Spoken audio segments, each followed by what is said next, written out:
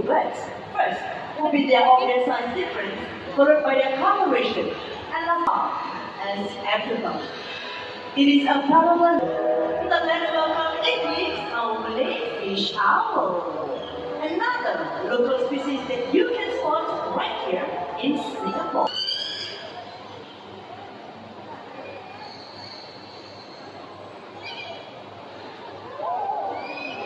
Wow, it is truly silent. Soft edges and the tip of their feathers, which helps them with air turbulence and reduces noise, making their flights as quiet as a whisper.